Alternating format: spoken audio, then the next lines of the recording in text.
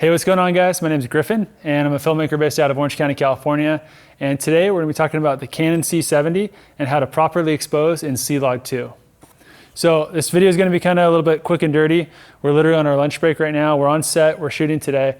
So just forgive any sort of shaky handheld camera movement or maybe a little less than totally perfect shots for the examples. But I want to talk about three settings.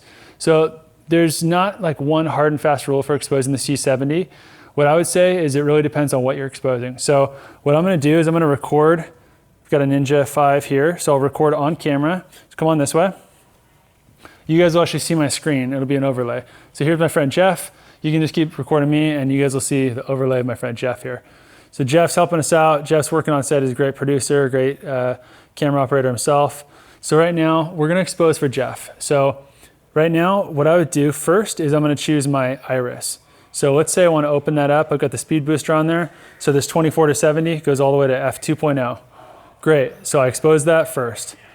And now at my native ISO, it's a good starting place. So ISO 800 is native for the camera in Clog 2. Actually, anything, it's native. So now what I'm noticing right now, I've got my waveform on. So what the waveform is, I'm toggle it on, toggle it off. There you go, you see it. Now you can read, so Jeff's skin tones are hitting kind of right around, looks like to me about 80. So that's a little too high. So what I might do here is drop down to ISO 400. And what you can do is you can also use the false color. So I mapped it to this zebra button. Now it'll show you, you see a little bit of pink in the skin there. That generally means with like lighter skin tones, Caucasian skin tones, or lighter, maybe like Asian skin tones, that's generally pink is going to be where you'd want them, just a little bit on the highlight part of the skin. So that to me is a properly exposed subject. One thing that's cool about ISO 400, you're going to have less noise too. So C70 is actually really good with not having too much noise. If you actually were to expose some older Canon cameras like the C200 and you get a lot of information in the lower 20 IRE, you'd actually get quite a bit of noise. That's not the case with the C70, so you don't have to worry about that as much. But if you are shooting something that doesn't have a lot of highlights, what I would suggest doing is keeping your exposure at ISO 400. If there's no highlights in the shot, rate your camera at ISO 400. So situation number 2, we're gonna jump to it.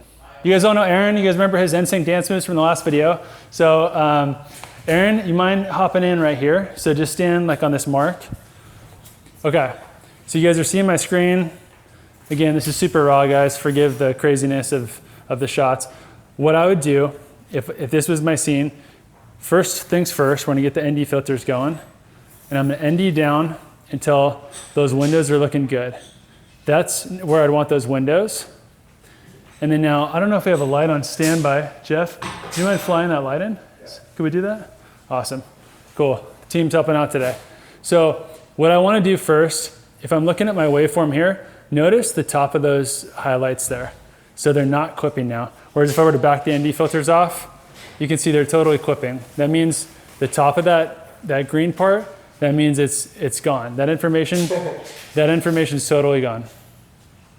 So what I would do, drop those NDs in. And what I want to do, as crazy as it sounds, is I would rate my camera at ISO 800 here. Why would I do that? Well, when you rate your camera at ISO 800, you get more information in the highlights and you get the full dynamic range of the camera. So I'm gonna go ahead and bump that up to 800 and then I'll keep an eye on those highlights. Thank you, Jeff. Beautiful, okay, cool. So now Jeff's got a key light coming in for us here. And what I would do is I would take this key light and I would crank that exposure up a little bit more until Aaron's face is properly exposed. So let's just get a little bit better looking shot there. There we go, a little more juice, a little more juice. 100. Okay, that's 100, nice. So if you're at 100, you could walk that in just a bit. Nice. Stop, perfect. So actually Aaron's nicely exposed there, and what I might do is I might iris down a little bit to like a 2.8, and that's gonna retain a little bit of that highlight info. And what I might do here is pull this grid off. That's gonna give us a little more exposure. So I'm watching those highlights, they look good. And now when I want to see if my subject is properly exposed,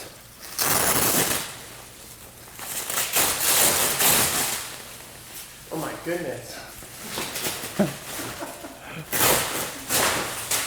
There we go. Now we're cooking. All right, cool. So now we got that light in there. I can see my highlights aren't gone. I'll put my false color on. So now that's probably a little closer to where I'd want him. So what I might do is open that iris up just a tiny bit until his skin is where I want it to be. So that looks actually really nice to me right there. So that's how I would expose this type of shot, where you have bright highlights and you have a lot of dynamic range. Now the key thing here is I want to make it so my camera is at ISO 800. That's kind of the key thing. The reason for that is you get the most information in the highlights and you get all the information in the shadows. Remember on that earlier scene where it was a dark setting, we were at ISO 400. The reason for that is you get less noise. But on this type of shot where we have bright highlights, I do want the most, and in the highlights, get sweaty here holding this thing. I do want the most information possible in those highlights. So that's why I would rate the camera at 800.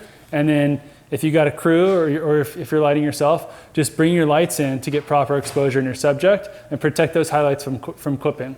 Because once you clip the highlights, it's gone. There's no way to get that back. So something to note about exposing when you have a really bright source in the shot. So I'm here with my man Flowmaster. Flo is actually the dance instructor for Usher and a bunch of other famous people you guys have probably already seen. So Flo's got some amazing moves, but he's gonna be our model today. He's also our fight camp trainer. So you're seeing our screen. What I would do here, I know I want to be at ISO 800 because it's super bright out here. It's like I can barely open my eyes. I know I want to be at ISO 800 because that gives me the most information in the highlights. What I don't want to do when I'm in a really bright setting is be at ISO 400. You lose information in the highlights. You get more information in the shadows, but you don't want to throw away the highlight information because we're in such a bright setting. So here we go. Here's the screen. Right away I can tell this is way too bright. So what I'm going to do, I'm going to use my ND filters. 2, 4, 6, 8. Okay, 8's pretty close. Now to me that looks really good actually. So what I generally would do is I'd set my iris first. I'd set my f-stop. So if you want to be at like f2.0, you think that's a good looking shot, that's cool. You like the blurry background. Great, I do too. So I'm going to set that. Got our shot. Now I'm looking at my waveform. So my waveform is going to tell me, it's going to tell me if any information in the highlights is clipping and any information in the shadows is clipping. Key thing is you just want to make sure you don't throw away that information for no reason. So I'm watching that, I'm noticing the highlights aren't clipping, and then I'm at the ISO that I want to be. I'm at 800, that's exactly where I want to be. Now, to me, Flow looks a little bit overexposed here. So what I would do is, you can use your false color. Whoops. So what I do is you can use your false color, and you can see where your exposure is sitting. To me, it looks a little bright. So I'd probably iris down in this circumstance to like a 2.8. Now that's actually where I'd want to be in this particular setting. And we're noticing no information is clipping in the highlights, no information is clipping in the shadows. It gives me plenty of flexibility in post. And just the key thing is that I mentioned earlier is you want to be at ISO 800 when you're in a really bright setting like this. Cool, Flo, you're the man. Appreciate you, bro. Yes, thank you. So, you know, it's kind of, there's not like one specific answer always for every setting. I wanted to show 3 different particular settings where you might find yourself exposing. First one being a really dark setting where there's not a lot of bright highlights. Rate the camera at ISO 400 and then just make sure you're not clipping anything in the shadows or anything in the highlights.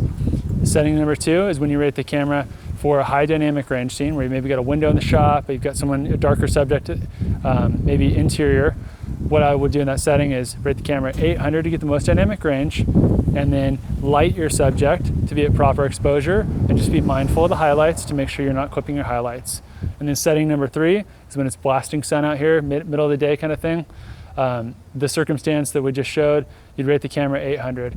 And if for some reason you really wanted to be at f2.0, what I might do is I might actually go to ISO 1600 and then use your ND filters to ND down. In a really bright setting like this, I would never go to ISO 400. You're gonna lose information in the highlights. So anyways, guys, I know it's kind of a quick and dirty one, literally just from set. We're on our lunch break.